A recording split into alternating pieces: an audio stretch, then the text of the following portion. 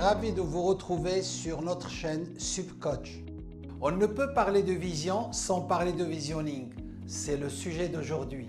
Si on a défini la vision comme action, fait de percevoir, de se représenter en esprit une réalité concrète ou abstraite, en coaching, créer une vision, c'est s'efforcer de voir à travers ce que l'on fait, pourquoi on le fait et où on veut que cela nous mène. Le visioning défini par Michael Doll, c'est l'art d'élaborer et de faire vivre une vision.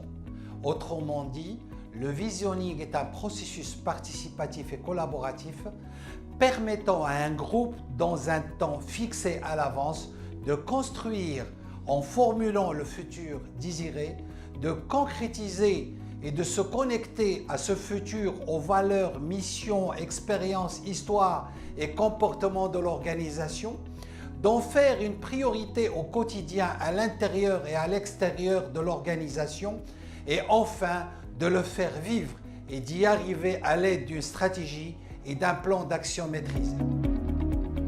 Par cet acte de visioning, le collectif trouve du sens à son travail et à son futur, d'où une motivation et une mobilisation de tous autour de la vision. Le visioning est le processus qui permet de déployer la vision. Si la vision répond au quoi, le visioning répond au comment. Quelle est l'utilité du visioning? C'est un outil qui vient en appui à la vision. Il permet d'une part de faire prendre conscience aux patrons, aux décideurs et aux managers la performance et les marges de progression de l'organisation et d'autre part de structurer l'accompagnement stratégique de toute organisation. Quel est le processus de visioning?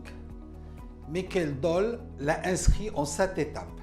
L'étape 1, zoom sur le présent de l'organisation, c'est-à-dire mettre l'accent sur ce qu'on sait faire, les chaînes de valeur, les compétences, les ressources, bref, les atouts et les faiblesses. L'étape 2, zoom sur le passé de l'organisation. Plonger sur le passé, y repérer et identifier la naissance, la croissance, les obstacles franchis, les ressources développées, le développement réalisé et en tirer les leçons pour l'avenir.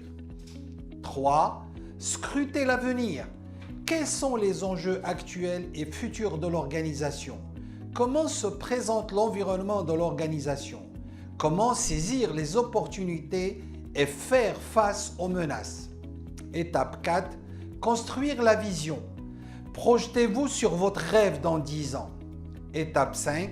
Élaborer une stratégie porteuse basée sur l'ambition, l'engagement, les ressources, les priorités et les actions à adopter pour sa réussite.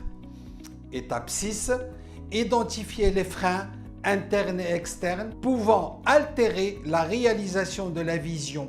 Ne négligez aucune étape. Étape 7. Mettre la feuille de route. Ce plan d'action est un guide opérationnel pour déployer et réussir les projets ouverts. Merci pour votre attention. Doc Zach et l'équipe SupCoach vous remercient pour vos encouragements. Si notre capsule vous a plu, appuyez sur j'aime et n'oubliez pas de rester connecté à notre chaîne par votre abonnement en un clic. À bientôt.